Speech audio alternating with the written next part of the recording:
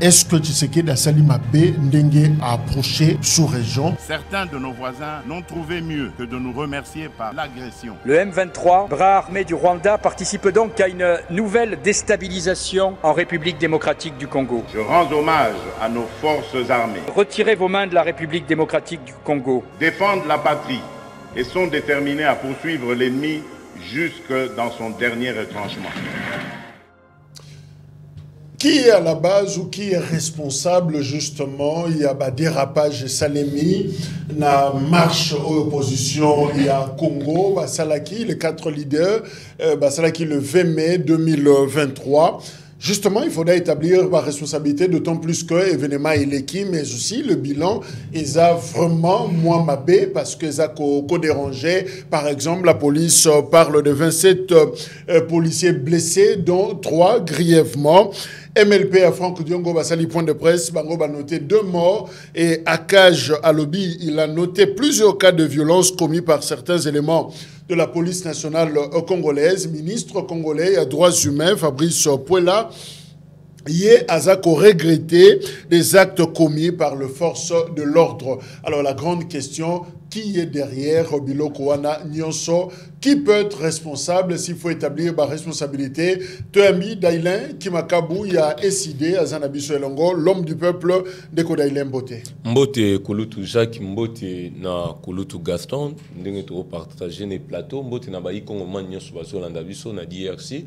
En tout cas, chaîne Moko et Landamara vraiment mandaté et Nazalaka vraiment Nessengo, tant qu'on a idée l'homme du peuple na lekaka na DRC. Mais Kouloutou Jacques, et pendant ce temps, avant que Maloba, je reçois également, parce qu'au cité Gaston Piana, il y a ACP très proche, Saint-Gentini, Ngobila de Kompiana, Mbote. Mbote na open de Jacques, je prends les biens, Mbote na équipe technique, Mbote na Daïlé l'homme du peuple, na banze de Toropesa, Baye Kongomani, débat républicain et surtout à la hauteur. Merci. Daïlé? Oui, je disais que Togoki jamais cause à la bengra, comme on a maillot nyon se les kanaka tambo kanabiso, il faut encourager Kabato yo bazo sala quand même babilo comme ko ya malamu ou ezo monana. Je cite les noms, il y a grande sœur Nangamoko na lingaka mingi, honorable Marquette Mutinga.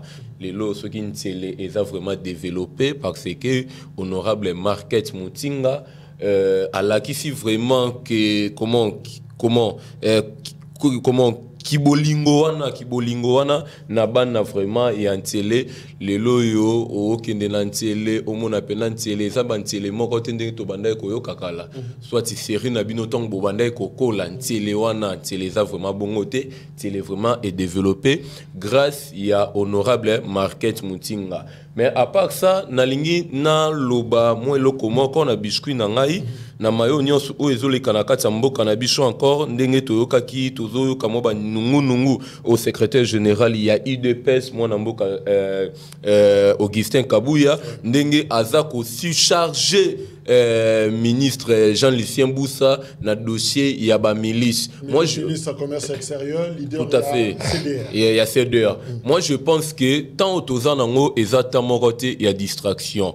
Batika koko c'est la Jean-Lucien Boussa batu makambo parce que tangu Kabuya azwaka courage ya koyebisa biso bayi kongomani ke soko simbi pouvoir na bango baza vraiment prêt ya ko former ya ko créer ba milice ya ko bimisa ba milice wana na nzela lelo yo UDPS ba créer structure moko brigade spéciale de l'UDPS wana eza ba force du progrès structure wana Kouloutou Jacques ba komi comment ko déranger population congolaise c'est-à-dire que ceux qui ba yebi que yo otiaka pouvoir na bango mal à l'aise ba komi côté les manabare ko contrôler ka ba taxi bis même si jour activité na biso structure wana ba telemina ba machette et la police eza wana bazo kipe bango te ozomona la police eza wana bazo kipe bango te siko tozo yebisa Peter Kazadi musala na yo eza nini batika koko c'est la Jean Lucien Boussa makambu hein batika koko c'est la Jean Lucien Boussa makambu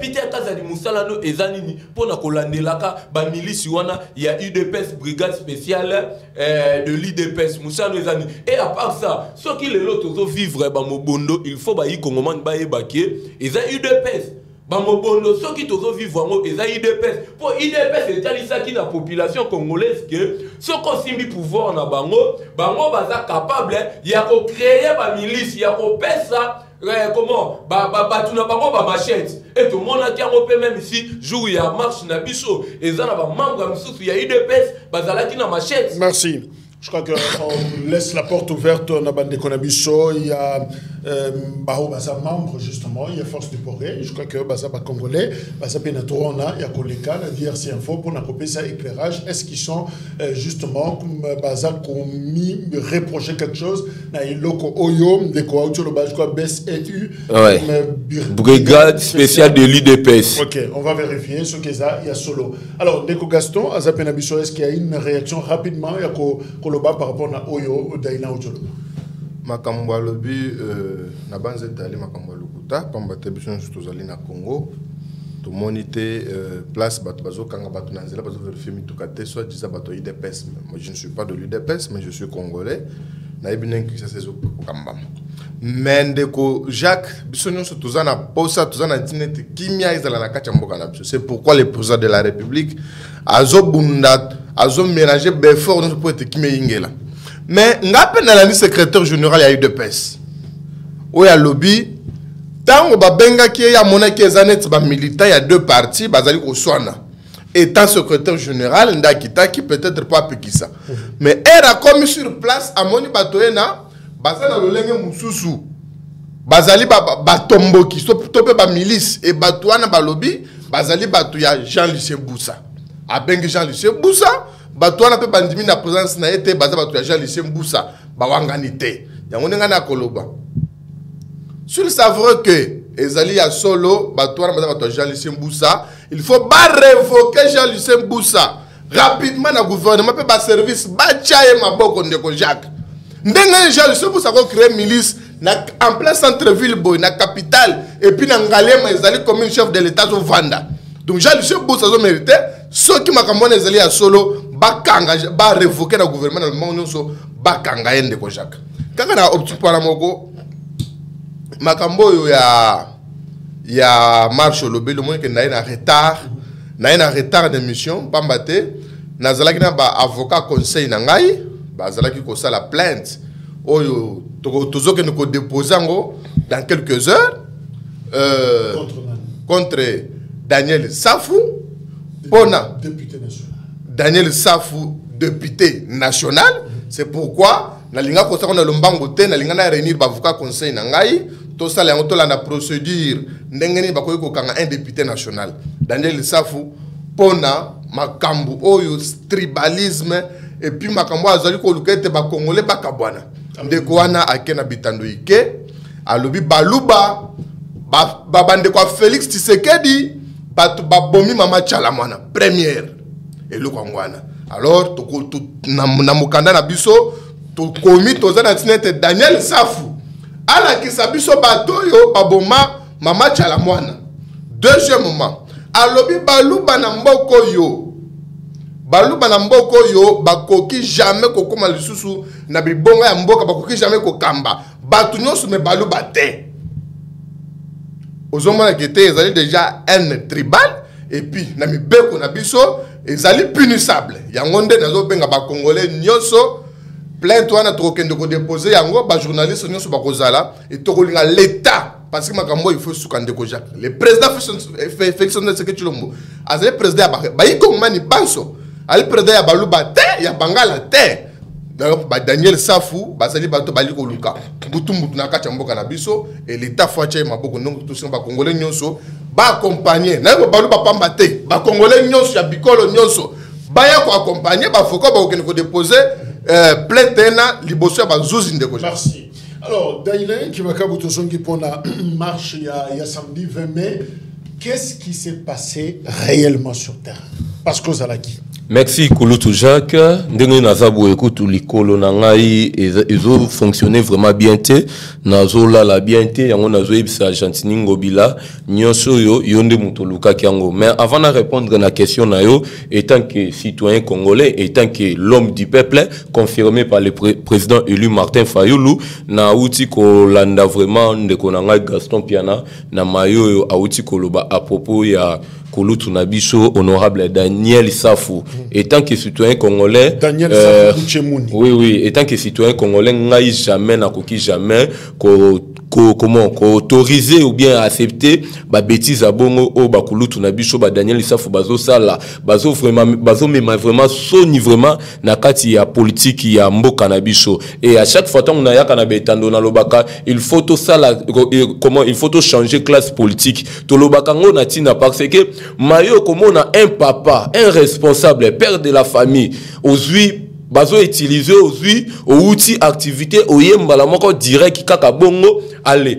au longo limba moko lamba tout ça chemise comment singlet kati zo monana au bandi koloba ba dire moko ya bien te to taquer na biso Félix ndenge to mesa na ko taquer mais o etali tribalisme na mboka na biso to koki jamais comment accepter le pays est fragile parce que avec ce qui se passe na ba peuple teke na yaka. C'est ça. Donc, tu fongola c'est-à-dire, il y a le rôle à tout le monde, tu la porte. Aux hommes, il étant que né Congo. On a un Congo. Pourquoi pas dans le bac? Na côte à côté na biso. Non, ils ont mboka na biso. Mboka o ezaya ba luba, mboka o ezaya ba ya bandeko na biso, ba katange, mboka o ezaya biso ba Congo. Mboka ezaya bato bandundu, c'est-à-dire bikolo nyonso bangala banani ezamboka na biso tozakaka na mboka moko tozape na parent moko c'est le Congo. En tout cas vraiment Kouloutou Nabiso, il faut vraiment baser la maturité politique parce que bongo vraiment ça bien été et nazo senga na ba responsable ba parti na bango, c'est-à-dire que toza na bango na kati ya coalition ba meka quand même ko benda bana na bango matoi parce que biso ndeti biso na décidé et loko tata na biso Martin Fayulu la boya c'est le tribalisme. Tata na biso Martin Fayulu la lingaka bongo te. C'est-à-dire que le rôle appelle toza na coalition. Biso peut hotel il s'appelle ba Kouloutou na biso toza na coalition pambate. Nenge to 4 leaders wana basangani. Biso faut soutenir bango to tia poa to bitumba toza na ngoto zo Félix to tia Mupandi. Mais oyeza ke ya kolobake baluba. Sikonde toza na coalition na Delice Sanga zanani. Amuluba te. Delice Sanga za muluba. Matata pono azanani. Fayulu azanani. C'est-à-dire tant yo zo telemela muluba c'est-à-dire to zo Delice Sanga to longolepe na coalition na biso toza nango eza vraiment propreté ba Kouloutou na biso batike lokwana nazongi na comment on ouvre la parenthèse pour Nakoloba. On ne peut pas sceller le sort de tout un peuple, de toute une communauté à cause de la gouvernance. Na loba ngo plusieurs fois bangbandi tozalaka on a deuxième république maréchal Mobutu Sese Mungbandi. Mais tokoki jamais comme sa gestion to gouvernance il y a 32 ans na mutu ya bangbandi. J'ai été na Nord Ubangi, na visité Yakoma, na visité Abouzi, na visité Wapinda, na visité partout. Mais vous verrez que je souffris quand le biso. Mais moi, nana bango moko a géré pendant 32 ans. Kasavubu, Azane Congo, a géré toko zoate problème et Kasavubu to la tsaba Congo nyos. Toko ki ko zoate likambu ya Kabila le 2. Na tatana mwana to la tsango tous les Katangais. Non, il en est de même pour na Tshisekedi. Problème ya Tshisekedi, eza problème ya Kabila Kamongate, eza problème balubate. Donc on ne peut pas comme ça ko fungola champ moulaï koloba baluba, c'est très dangereux parce que il y a de ceux d'abord balinga politique peut-être des hommes il y a business, homme d'affaires. Alors tant que vous baluba tozo tiana na insécurité ako que ne place moka mulu bango yeyo pas nzete na mutu babomiye ça peut tourner très mal et très souvent ba génocide ba problème na monde et bandara par des petits discours ba phrases moka mike ba préjugés ba stéréotypes ba cliché moko boé et peut ko ça mokili donc nuançons ba propos na biso. Totia moi dose ya responsabilité tant que zoloba sokozan likambo ciblé yango malamu mais ko fungola champ makasité ko généraliser té parce que il y a un danger Tout le monde n'est pas frère à Tshisekedi. Tout le monde ne mange pas l'assiette à Tshisekedi pour que ait subir Sorwana. Donc, nuançons et l'okotonin koloba et tu éviter na minoko na biso, ba cliché wana, ba luba, ba Congo, ba Mongo, ba Swahili, ba Boye. Non, parce que nous avons des épouses, nous avons des frères, nous avons des amis, ba collègues, ba confrères. Oh, baza peut-être y a ba bikolo na bisoté, mais tant ozo lo bengo, ozo indisposé ba tumususu sans le savoir. Donc, tu es vraiment connu. Et je crois que c'est un discours et qu'on jouait, tu jouais la sagesse et qu'on a mal pour te battre la Congo.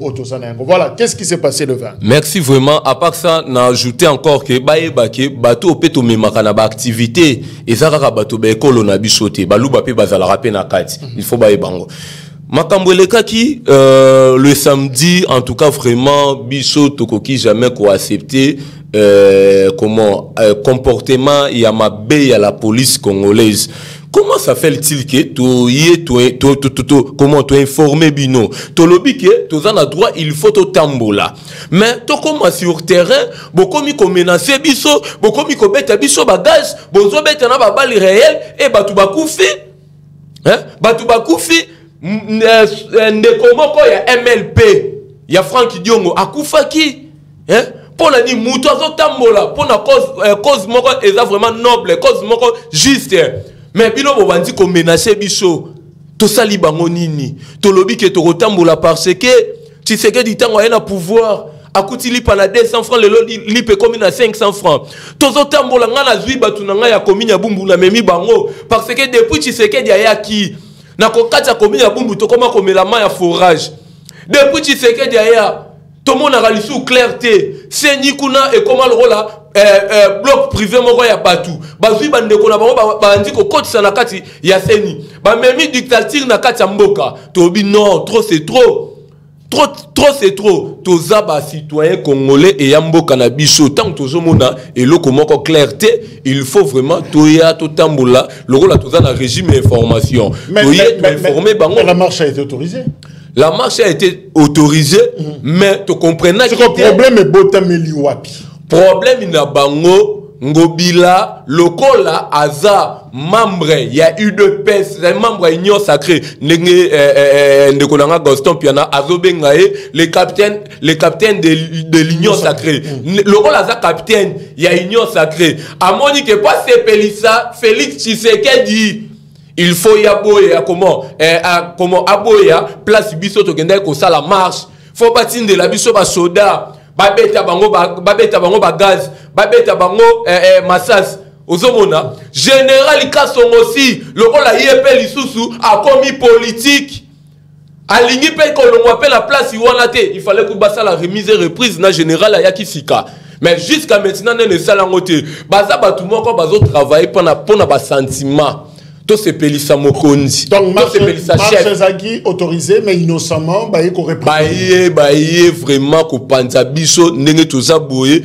Vous pouvez imaginer nambo kanabiso bazu mwana moko mukie mwana na azasuki na ba 11 ans. Mwana moko mukie bazu bandi ko bendae policiers zo betae na casque. Toroya sur les dérapages Salemaki. Alors Ndeko Gaston, je rappelle que ça est ACP proche de Gentini Ngobila le gouverneur.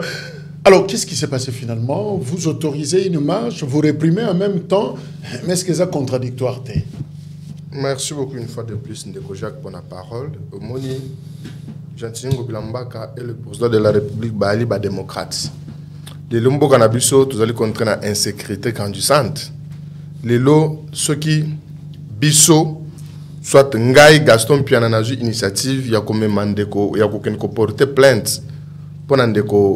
Safu parce que j'estime que mboka na biso faut ezala na kimia et pour na mboka na biso ezala na kimia il faut tous ala bomoko entre nous les Congolais mais tango muto azo sala azotinda ba Congolais azo incitation à la haine tribale ya ngonga na estime que faut na maina bazuzi ya ngonde bazuzi ndeko safu akokangama pona ko esima kamona moni makamozo sala mkuna bandeko na biso bateke na ndeko na biso bayaka. Batu bazali ko kufa l'état azali ko bunda pour ko résoudre mais ce n'est pas facile. Maintenant safu azona makamuso lobi ba Congolais donc tant lobi ba Congolais nyonso bazali en danger. Mais balu ba nyonso plutôt bazali en danger. Na ba bazali ba politique na ba bazali na politique té. Na ba bazali na kana bango na ba bazali na kaya union sacrée. Ya ngonde ngai atanke mungamba peuple funa makomana na bazuzi. Maintenant makamande ko daila lobi awo. marche ezali reconnu droit botuni soit congolais na mobeko liko na biso ndeko Jacques mais mobeko liko na biso lobby avant ya ko sala marche wana il faut que informer bakonzi ya ville bien place où c'est la marche maintenant est-ce que pensez-vous que tant que ko informer bakonzi ça le si mokonzi que lobby na ko sala marche mokonzi lobby yo hein mokonzi ko na ko kamba ville azali la cartographie à ville na bakona ba reconnu soit ville ayebi côté pakala to songolo likamuni nezo sala makuna. Alors, bande on a vu ce baye mbala liboso pour la marche na bango. Et le gouverneur de la ville à Boyaki habite date ko simbate atali si bango ben inconvénient. O ekoki kokoma sur basala qui marche ina. Mais le temps baina biso ligue des jeunes ya ACP. To reporter marche na biso le président de la Ligue des Jeunes, le président national Junior Lembalé Mbal honorable, yé moutou apesi date à l'event, moutou à liboso. A communiqué la bilenge nyonso ya ACP abi, le kola le 13 bakonzi ngumba kisasa baboyi, biso toko sala molu na biso le 20. Et bandeko na biso ya opposition pe ba lobi le 20, bandinga na biso ya IDPS ba balandi. Et le gouverneur de la ville a autorisé tout en donnant les itinéraires au Bakolanda. Mais pourquoi avoir autorisé plus de 3 marches, 3 activités politiques le même jour, dans la même ville? Ndeko Jacques, ce n'est pas prohibé. Le gouverneur de la ville a des autorités politiques, a moni bien que non, a convoqué conseil de sécurité, a assuré, il la baï Congomani. Oui, ce n'est pas prohibé que l'activité mise à 5, soit 10, et ça va m'kolomoko. Mais au moins l'État a se sentir la capacité, il y a qu'à battre là, il y a qu'à accompagner l'activité. Et on est là, biso na ACP. Le président Junior Lembalé a organisé mon lunaye, a invité ba cadre à partir, commandant Tchang, na autorité morale, secrétaire général de la municipalité. Malheureusement, terrain où est débordé. Boulevard nous se Kangama qui Junior Lembalé a démontré que Tchangou est tombé. Mouboule est té pacifiquement ton seul manifestation en biso ton seul discours bala Tchang bazo lingate que tokata. Bande de choses IDPS. Batamba qui calmement. Par itinéraire Rompangaba première rue. Voilà. Maintenant bango bande de biso yo. Il y a elle Katanga. Tant bazo tambola makam Lubumbashi plutôt. Elle bazo tambola baboy nanu qu'aucun itinéraire, on va procès verbaux devant les autorités qui vont la bisikaïna. Ils allaient déjà troubler l'ordre public à l'État. Parce que, si on est un bisikatel, tu n'as pas de disposition pour combattre la bio, tu n'as pas de chute na bino. Mais bango balongo sika nan deko Jacques, baki ko tambola sika mususu l'État pèse bango. Vous reprochez l'opposition d'enge ba délocaliser itinéraire na bango balongwe, bango zaki sakombi shukangalema, balongo yango kuna ba ko se retrouver na Kianza na Ngaba. Mais c'est pourquoi ngala so benga bango ben civique bato balingo to za mibeko ya l'État deko Jacques. L'État est bisibino bosololi, bosunie pe na lokasa te savoir, biso to kotambola bo. Mais subitement bozo lengo kuna bozo ke kotambola côté mususu na objectif moko lokolo bato wana bazo tambola kuna bokene bolo comme bolo. Non, l'État paie azape suna ningisa wana ya kwa assumer ordre public même par force. Yango no monaki l'État salaki. Merci. Quel que soit quelques dérapages, on est tous condamnés, mais au moins il n'y avait pas eu de morts. Merci. Est-ce que Djongo a reçu donc n'a pas militaire parce que Djongo a attendu Moko. Tous un exemple, le président de la Ligue des Jeunes d'un parti politique, Junior Lembalemba, il a mobilisé plus que plateforme de sur opposition Mobimba. Ce que militaire à Djongo Djongo a reçu donc n'a pas militaire. Il faut que là, soit à Gendel sous donc hôpital bataille malin parce que azor que Bakufi de Bakufi na villa Katumbi Fayoulou Matata Sesanga l'État congolaise bamoni bato Bakufi te l'unique le seul moutamoni Bakufi il s'appelle Franck Diongo. C'est un insatisfait. C'est un satisfait qui cherche à y a coloration de la population ou ya buba ko boyo baye bien madame que azali crédibilité devant baye. Merci. Alors Daïné, qu'est-ce qui s'est passé? ACP a respecté l'itinéraire selon Gaston na Tchangou, ils étaient là qui nous na terrain municipal et Massina UDPS semble-t-il Bangobazaki na rond-point Gaba qui nos première rue. Bino en principe il faut se retrouver dans sa commite. Merci Ndeko Jacques. Nazo Ndeko garçon piana, il faut retirer ma parole nae. Awa ya lobi ke aokende ko kangisa azo porter nani Daniel Safou comment azo porter plainte. Siko ye moko pe kaka awa kana na mnito na munokone akomi kolobake El Katanga. Papa El Katanga wapi? Non, je suis sans oui parce que on bien. El Katanga pona nini ezali bloc o na Bible Lubumbashi. Bloc na bino wana o salamaki na Lubumbashi. Je ne parle pas. Non, permettez. Je ne parle pas au Katangais. Je ne parle pas au Katangais. Je dis bien bloc. C'est comme le groupe de Lubumbashi, le groupe de Kinshasa, le groupe de Geneva. Le groupe de Geneva, opposition. Non, opposition Zawad. Opposition Zawad. S'il vous plaît. Le président parti no azolinga qui ne refunda point. Bon, c'est là. Ben civique. Non, Gaston, Osama Malobate. Ok, Daïla, qu'est-ce qui s'est passé? Bolongwe na Sakombi, Boyko Melalangaba. Ndeko Jacques. Mboko eza mboka na biso, mboko eza ngobila te. Mboko eza mboka na biso, villa Kinshasa eza mboka na biso. Eza nini na biso, capitale na biso. C'est-à-dire que ndenge Gaston uti koloba ono date ya l'event ezalaki date na bango. Luvunu o biso tolobaka na Likongo. Luvunu. Biso toye to informer bango. Ngobila lokola aza porte-parole ya M. Félix Tshisekedi. Aza membre azobenga le capitaine ya Union Sacrée. Ngobila lokola aza capitaine ya Union Sacrée. Alinga sepelisa coach na ye po coach atika ye. Alinga sepelisa coach aboyi d'abord match na biso ya le 13 match na biso ya le 13. Aye ko obligé biso le 18 Ndeko Jacques. Toloba le 18 wana Congolais boyebi situation tozo vivre na kati ya mboka. Congolais akei luka oyo sengeli pour ke bana basala nini balia et Congolais lisusu aya lisusu marche et ko sala maté mais tant biso to yebisi ngobila ke okoki ko tiela biso le 18 te biso moko to tie le 20 yo o est important to informer l'article 26. Tu informer déjà, yo déjà l'état au yebike non manifestation ko sala nini et ko sala ya ba leader ya opposant. Acte 1, tant que vous ratez le 13, bino na ndenge na ngobila proposé bino le 18. Le 18 jeudi. Oui. Bino bo moni on ke ko simbate. Et ko simbate. Le 20. Le 20. Est-ce que bo acta ki yango? C'est-à-dire bo yokani na ville. Mais le problème Toyokana qui déjà dans Ngobila que le 20 to rotambola yango moni a autorisé qui mais est-ce que qu'en est-il pour l'itinéraire? Oui, problème itinéraire biso tozala na deux axes tozala qui na Super Lemba ti palais du peuple tozala qui na Sakombi ti palais du peuple Ngobila lokola aza mutu moko asepelisaka Tshisekedi e ba lesa ki eso ba parola ki mafuta ngulu na munoko alobi ke non alongola biso Super Lemba atia biso na Sakombi salamapi et salamapi biso tolobi ke tozala des axes bon lokola yoboyi axe moko totikali na axe moko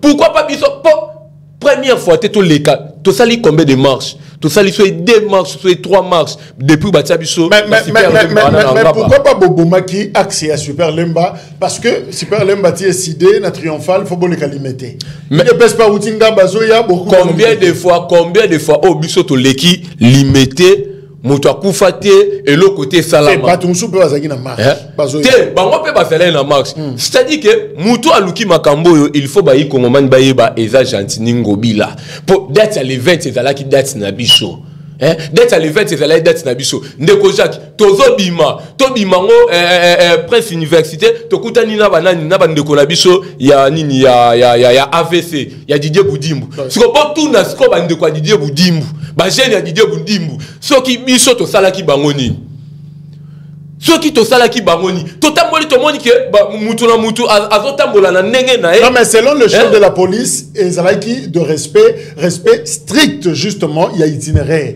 est-ce que Bozo reconnaître que vous avez violé et loko convenance au Bozaki Nango na ba autorité ya ville par rapport à itinéraire tant que projecta qui marche na biso et date ya liboso to tiaki les 13 Ngobila eba kiango tozana des axes tozana Super Lemba na nini na Sakombi tant que lobi ke to rokende lisusu Sakombi te to tikali na axe moko Super Lemba siko Ngobila to comment to violer itinéraire na sens ni na ndenge nini biso to moni place moko to violer comment itinéraire té. Alors Gaston Gentilin Ngobila, la ville de Kinshasa ba bazo porter plainte contre ba leader et opposition boso reprocher bango nini plainte ngo boko manini.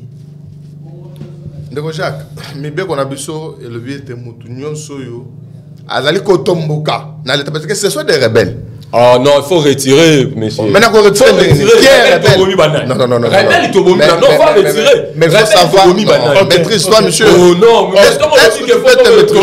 À expliquer sans c'est local. Est-ce que tu peux te maîtriser? À expliquer sans c'est oui. Tu peux te maîtriser, s'il te plaît. Ndeko Jacques. L'État a tché mon béko lobby, bino boko tambola, place songolo to pakala. Bosnia lo kasa. Mais boye bo baloki bo seleli angote bo ke salisika musu bo za banani rebelle aza muto azali motomboki muto azali ko bafouer ba ordre public ya l'état aza rebelle. C'est pourquoi vous devez assumer que vous êtes des rebelles, vous êtes des inciviques. Il faut retirer tout ça ba rebelle. Mais ce que bo ali banani tout ça ba rebelle. Oh ndeko Jacques azo reconnaître parce que bango la demande na bango ba tia ki pe itinéraire wala ya sa commune na demande na bango ezalaki ba tia ki pe ya rompo ngaba. Non, rompenga belokola bande kwa IDPS. Bako tambola, bako ko mela na limité. Et imaginez-vous que Ndeko Jacques bango bazo tambola na limité. Bande kwa IDPS bango bazo tambola na limité. Qu'est-ce que ça va donner? Ekopesa makamala muté. Ekopeta mobulu. C'est pourquoi l'État a joué à mesure wana lobi bino botambola mo penser na bino. Bango pe batambola mo penser na bino. Mais bino mo bafouer ordre à l'État. Mais ici, moi, je vous dis que date à le 20, et c'est là premièrement Bisso ACP. Tu prends date à le 20. Mais pourquoi Bisso ACP tu respecter quand le terrain? Tu mets ta libandate. À part débordement, il y a monde. Mais justement, les gens disent, mais est-ce que Gentilin Ngobila, le gouverneur, ne pouvait-il pas, au sursoir, par exemple, demander à ACP, où il a d'ailleurs parti initié par lui-même, alors que bon, na souci à Kimiato, Bomamoto, Bino Bozaban, Nangamoko, na Fandisina, le Bino, ou Bino Bossa Langwata lundi, Bossa Langwata mardi, et n'y a écouté. Non, Ndeko Jacques, il faut que Gentilin Ngobila Mbaka, ce qui a boyaki, marche à ACP, activité sortie officielle Ligue des Jeunes ACP a autorisé par Moussoussou à l'engagement qui a violé la constitution. Oh, Gentilin Ngobila Mbaka c'est un légaliste à qui jamais qu'on violait Mobeko Lukonzi. Parce que Mobeko Lukonzi, l'article 20 c'est lobby, la liberté de manifestation est garantie. Toute manifestation sur les voies publiques ou en plein air impose aux organisateurs d'informer par écrit l'autorité administrative compétente. Nul ne peut être contraint à prendre part à une manifestation. La loi fixe les mesures d'application. Les mesures d'application, ils alignent. L'État lui non. Awa, bino bokutambolela, boy. Mais ce que les mesures d'application, bino Bosnie, Bosnie be mukanda. Mais pour violer les mesures wana, to benga bino banani, boali batomboki. Batomboki c'est la lingala. Mais en français, to benga bino ben civil, to benga bino ba rebelle. Merci. C'est ça. Et na mobeko liko na biso et tumbo ya motomboki. Soit il y a rebelle. Et c'est le mibeko. Donc, si vous avez bino, vous créer ordre trouble namboka. Daïlin, est-ce qu'il y a eu violence samedi? Oui, oui. Au-delà de ce que nous avons vu pratiquement dans les réseaux sociaux, est-ce que Yozaki Nakatia marche, tire à balles réelles et Zaleki, gaz lacrymogène, est-ce que Makile Tangaki? Oui, tout à fait, Makile Tangaki.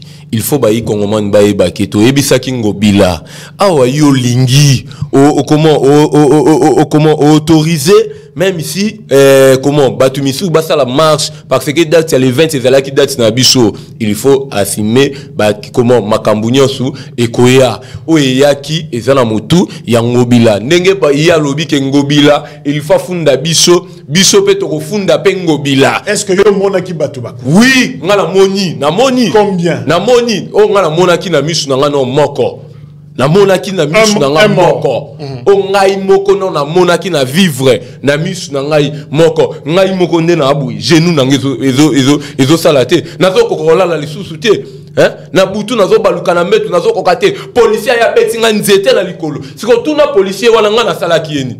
Est-ce que yé policier wala makambo biso to sala eza pona intérêt na bango te yé policier na liaka bien policier na bana ne batanga bien. Hein? Policier na melaramai. Policier on a utilisé un courant. Hein? Salaire à combien bango ba policier na bazana ngo. Bazo manipuler bino, le rôle à ordre outil likolo, nenge toyoka ki, bozwa bango bo beta bango ba balle, bo beta bango ba gaz, bo buka bo yiba, talati na niveau policier zo yiba. Policier zo yiba. On retient, Yom Tozaki sur place, un mort, Oyo Monaki. Oyo la Monaki, sans côté, Batumi Susu, ndenge Kolutu na biso, nani Franck Dionga outi koloba. Ndenge membre NP membre ya MLP. Certains leaders ont dit même que Kende ko s'alourdir. Oui. Alors, même Deko Gaston, opposition y a pété. Mais pourquoi une violence comme ça, répression violente contre Bango? C'est d'ailleurs la fin, justement, il y a incident zéro, la manifestation publique, tout a été mis en place pour déranger opposition, pour mater Bango. Ce qui vous conseille Bango, baza ma capacité, la capacité à mobilisation, démonstration à terrain municipal. Mais alors pourquoi cette répression? Ndeko chaque opposition a pété, opposition bipolar pour l'opposition faible. Opposition contre les alités, on a bien Bango les frustrés. Et Zambala le boss batambola tête Ndeko chaque. D'ailleurs zawat. Batambola qui ça autopsie Bango batambola nengolingi. Maintenant, pour des mesures sécuritaires, purement sécuritaires, j'insiste. Même si nous avons la place telle, ce qu'on côté wana bango baboya qui kokene kotambola wana lokola balobi batu bazoliate côté wana de batu baliaka. Est-ce que moi te kite bango ko ne problème ezande bango ko ndeko Jacques. Problème eza bango. Est-ce que imaginez-vous mutazalaka premier ministre na kachamboka wa. Mutazalaka gouverneur. Mais il est incapable de respecter l'État, soit de respecter les engagements signés entre vous et la ville. Pour la côté, tel côté, et vous avez l'État a dit que Bango, je vous dis, Jacques Moutakoufité. Après manifestation, Matata, Fayoulou, qui encore, Sesanga, Katumbi, c'est le point de presse. Vous êtes journaliste et puis vous êtes le plus crédible là-bas journaliste dans Mbokawa. Imaginez-vous que Mouta Koufa, Fayoul, et sur le point de presse na bango du début à la fin, ni le part. Mouta Koufi. Mais là je suis sudré, il y a comment que Daïlé a en contradiction avec chef de Fayoul.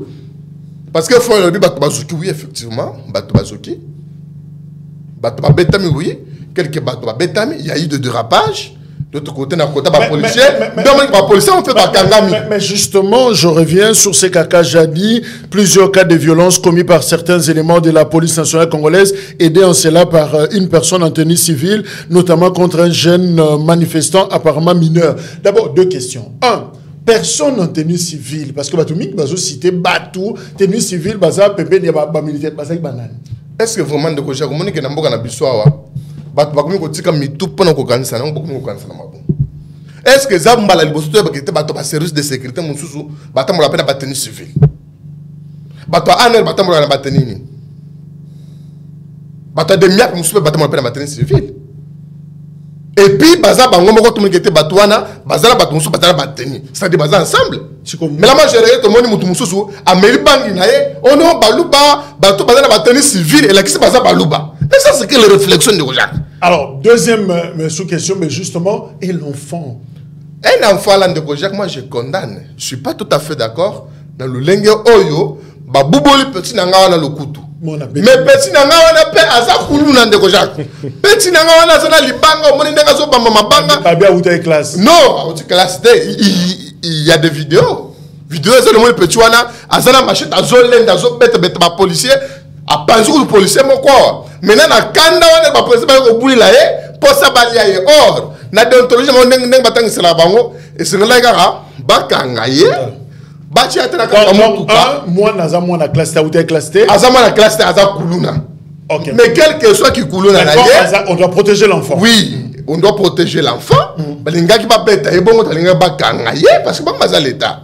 Bakangi ba ci atana ka motuka ndeng ba ci ki mkebai. Merci. Est-ce que pourquoi ba beta ki mkebai bongo petuana Barsalia m'a mais yé pas à cool. Petua n'a pas machette, n'a pas machette dans la bango, n'a pas ninga naye, mais y'a zangi bango kokima, Bakangi, mais on va nous condamner. Alors, d'ailleurs, pour la moana wana. Mais est-ce que les activités indiscipline peut l'organisation Nabino pour filtrer bien tes participants qui sera avec nous qui ne sera mineur à se retrouver dans la zone wana nengeni. Le problème c'est quoi? Le problème est que petit a outil classe babimisi bango. Petit a outil classe babimisi bango. Petit avandaka kaka na kianza wana na avenue wana liboso wana. Yango moni ketan babeta kiye ba parane ba salini babimi et la police atiki. Ozo mona ba libérer petit. C'est-à-dire que petit amona makambo petit azomona à comprendre te eza nini. Bazui petit quand na ba uniforme kalaton to bandaki to zala bana mike to yebike teni na nga uniforme ndenge na zaboué il faut sacré. Oui, eza sacré, il faut qu'on respecte ngo. Mais la police congolaise loko la baza mal éduquée. Bazana éducation. Non, non, il faut que le babongo non, bazana éducation. Non, c'est un corps. Est-ce que la moine à terre moine devrait parler de la discipline. S'il vous plaît, général Sylvana Lobi, oui, Bakamoko, il y a quelques policiers un peu, tout ça, mais on ne peut pas jeter discrédit à tout un corps. Je crois que policier Malam Baza, mais au pays, il y a moins de problème. De Kojak, est-ce que na activité bongo policier osana pour sécuriser peuple, tosana pour ibaye. Oyebi ndekolanga moko az avocat, ba ibi télé, bazuye ba betier, ba ibi téléphone, bazuye téléphone, bazuye na chaussure na e, ba tike makolo ngulu e ba longoli na chemise yo, azuye policier azozwa na chemise. Yo ba policier bazanga bilamba toni na banda. On ne saura pas l'éprouver. Est-ce que Moïse Katumbi a besoin massassi? Justement, Moïse Katumbi comment azalaki vraiment menacé? Président Moïse Katumbi azalaki vraiment menacé et ba cible qui est. Ba cible qui est. Plan na bango nyos toyebi yango. Plan na bango nyos toyebi yango. Bango babengaki biso opposition à péter. Mais toujours qui na bango malembe. Opposition à péter tala makambu to sali bango. Opposition à péter le long mobilisation la pongité. Tout n'est so ki ngobila la minute azo lia bien. Tout n'est so ngobila la minute azo raisonner lisous. Tout n'est so ki ngobila la minute ala la pongi bien. Tout n'est ce qui on répondre. Ngobila la lisous pongité parce que opposition à péter. Et tiens, maman la pression. Tu es ici, bango ke, ouane zalaki premier carton jaune. Tu as un deuxième carton jaune. Bongo sko mokolo torope ça Félix Tshisekedi du carton rouge. Ouana pena, il s'agit bah Rossi Moussou Babima, nous sommes prêts parce que façon bazo gérer les mboka. Mais est-ce que Gaston, on peut craindre sur l'avenir, il y a avenir, pardon, il y a manifestation publique dans Mboka Nabiso, parce qu'ils ont géré justement par la ville, autorité urbaine. Est-ce que à 7 mois d'élection, on ne peut pas craindre les pires parce que tension est au combattant? Donc Jacques, pire réalité. Pire réalité, na biona muni ninga zolia munoko, gentil bilamba kala, gentil bilamba kola la te pona likamboni.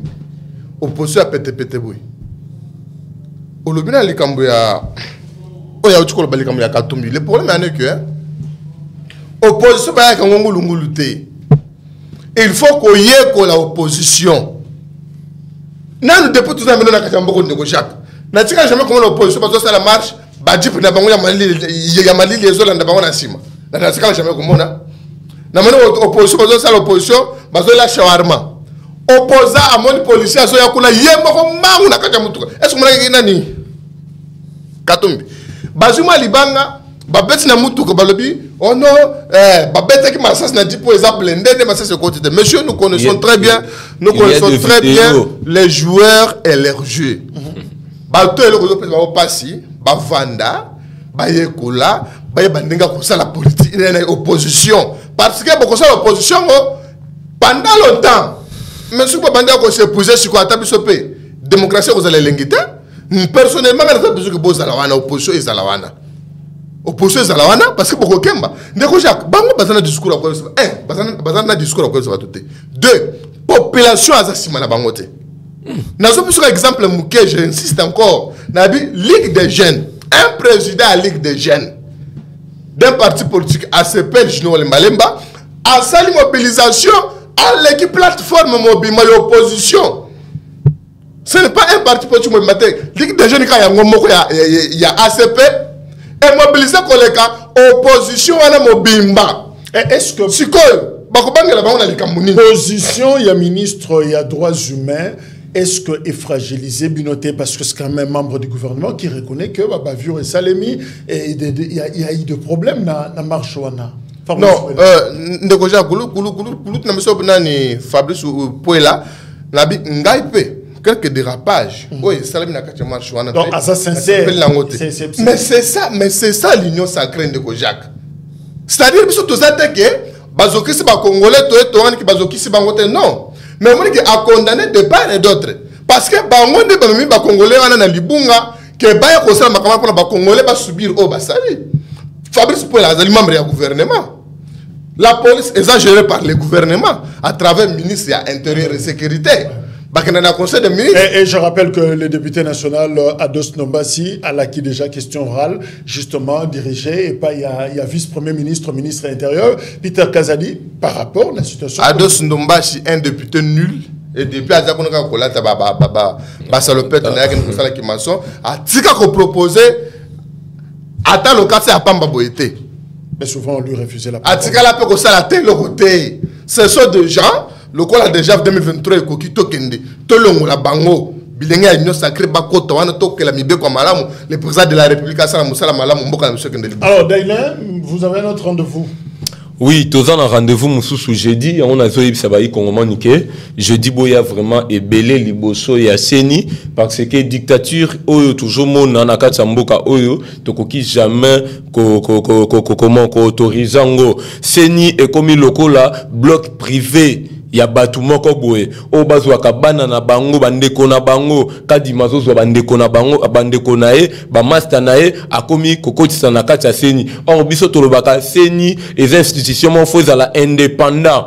Il faut seni ezala indépendant pour que to ke na maponami moko o kozala crédible. Est-ce que Bosolo na ville? Mais le lot déjà, secrétaire général, oui, le lot déjà, Kenda qui déjà, comment, tous les 4 secrétaires généraux, Kenda qui vraiment, déposer vraiment, comment, lettre information, na niveau, il y a ville à Kinshasa, et je pense que le jeudi, Tokozalana, Mende Konangai, Gaston, il faut et bango, au Monibiso na SID, tout ça, parti le plus populaire en la République démocratique du Congo. SID, même, Okoki ko imaginer même si na SID ngai moko daile nazo mobiliser plus de 500 personnes.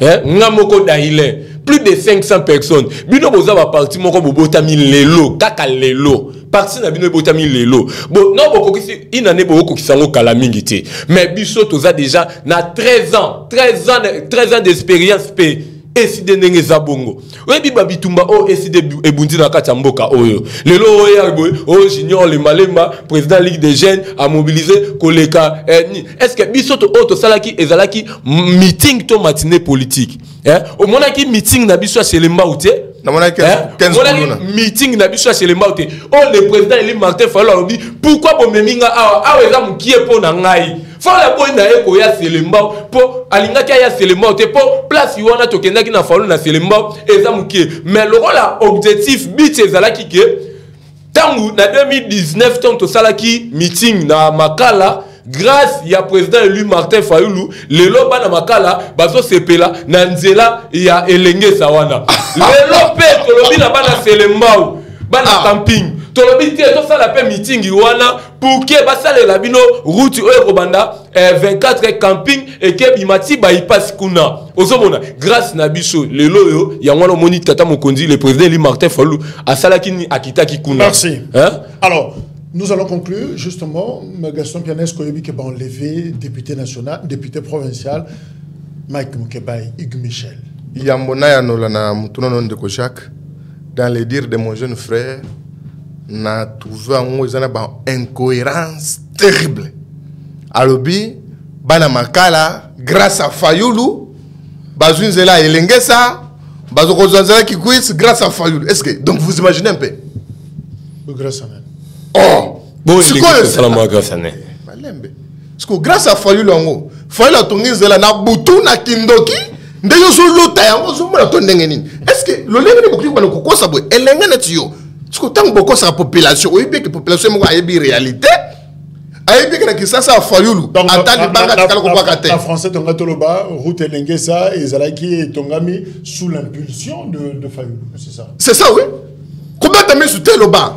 Oh, yo évité après que ça l'activité la bichona ne basali route elengesa. Est-ce que vous imaginez Ndeko Jacques émission a un caractère pédagogique? Mais c'est quoi ta vérité?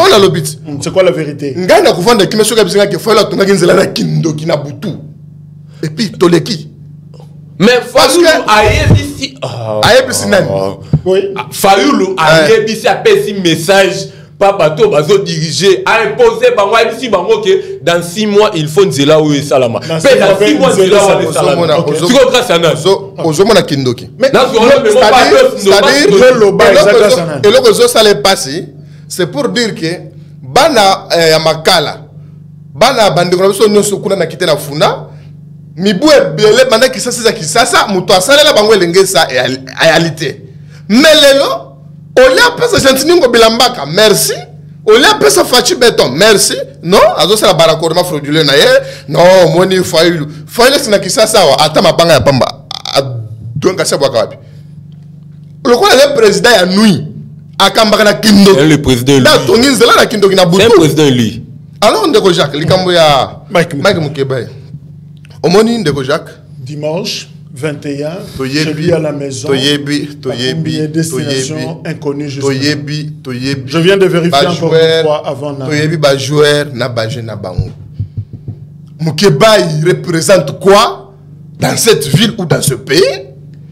Pour batika ba Fayulu batika ba Matata bakende kolanda Mukebai epana ye est-ce que ebe skana ni avanda nani donc Mukebai avanda dalingwala lingwa les amunene po tata pena kawala na mutu ke kokota ndengeni pona mona ba rodo plus no mitu ke yakiawa ba Dieu payer ko Mukebai ne représente aucun danger pour notre pouvoir et Mukebai c'est que ça va théâtre né à l'Okuta. C'est des fake news, des montage na bango et passe difficulté bazana bango et zana bango parce que to yebi bango bien to yebi na banje na bango nyonso basala ga pona kuluka ba buzz na bango pona kuluka ki populisme na bango le loba na lingwa bazo kemba Ndeko Jacques bazo lela moi c'est chaque jour na lekisa mokolo te sank na ba téléphone nga et sonné na zo appela bana lingwa la le loba na lingwa la bazo lela Ndeko Jacques et balobi ma ponomise dans la table lelo Batia Ndeko Jésus Noël échec Mukebai c'est dit fouti musali ya koza mbongo na ye akei komela babilo kone esili a proposé ata et mon côté la carte assemblée provinciale atiki ko sala ata le côté depuis ali député musali ka kwa na etando yike ko finga batu donc je suis un peu contre et puis bayi kongomani ezo bakinoa ezo pesa bango me maeleke na mapono mikoya botala nani bakoyi ko pona tanke molobeli. Merci Daïla, information sur Mike Mukebai. Merci Kouloutou Jacques. Je pense que Ndeko Nanga Gaston, il faut alobakara mabe pour na Mike Mukebai. Depuis Mike Mukebai aboya kokota na dynamique ngobila, yango siko esala kabango mute ma passe. Na dynamique ngobila bato bongo bakota ba bengala kabango. Depuis Mike Mukebai aboya kokota na dynamique ngobila.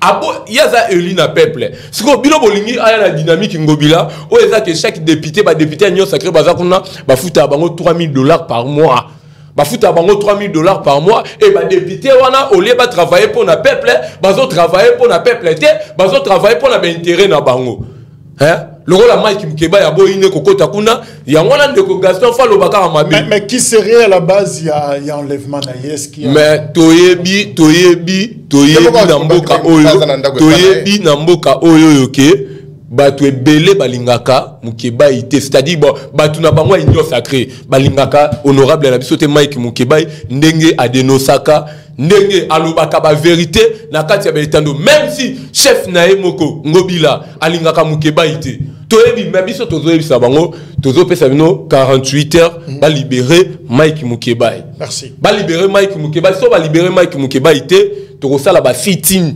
tokosala vraiment ba sitting toko marcher pour que Mike Mukebai azala tomoni eloko grave Mukebai a salité. Merci Daïlen, je rappelle Mukebai Nkoso Azali Moko, il y a porte-parole, communicateur, justement il y a ensemble il y a Moïse Katumbi mais aussi député provincial à Wana Kinshasa élu. Non, je voulais dire anniversaire. Non, Ndeko Jacques permettez nga minute Cécilie nazo rappeler bana bayi kongomani banso été ACP bande kelama le 28 mai tokokokisa mobu moko, c'est-à-dire anniversaire na biso tokokende ko fêter yango na province à Chopo.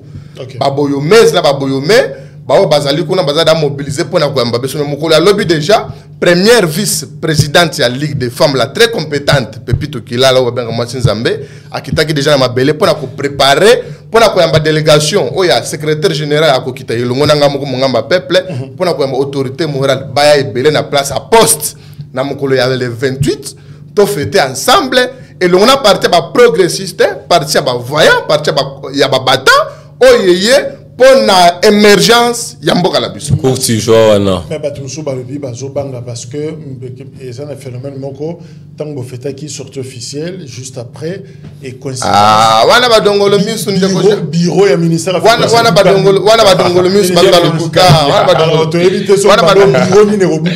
wana ba dongolo misu ndi ko Voilà, nous sommes arrivés à la fin. Merci Nadaïla, il y a SID, merci na Gaston, il y a ACP Union Sacrée. Mais je reviens sur ce que Tolobina a amorcé l'émission Oyo. Ne généralisons pas Makambutoza Koloba. Évitons le discours identitaire. C'est très dangereux. Mbokeza fragile avec ce que nous avons déjà. Ah, on a parti est, il y a ville, il y a Kinshasa et Bandina Bandundu entre deux communautés, Teke et Yaka. Alors, to creuser les boulous na bisoté pour que Makambo commence sur Makasi.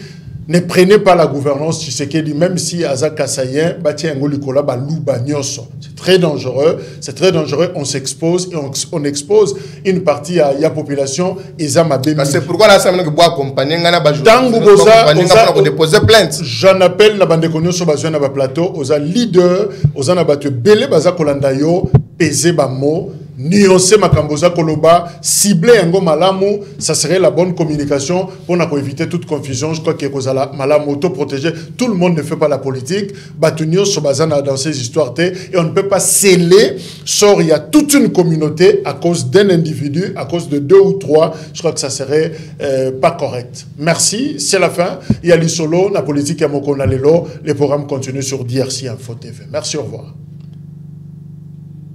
Est-ce que Tshisekedi a Salima B Ndenge a approché sous-région? Certains de nos voisins n'ont trouvé mieux que de nous remercier par l'agression. Le M23, bras armé du Rwanda, participe donc à une nouvelle déstabilisation en République démocratique du Congo. Je rends hommage à nos forces armées. Retirez vos mains de la République démocratique du Congo. Défendent la patrie et sont déterminés à poursuivre l'ennemi jusque dans son dernier retranchement.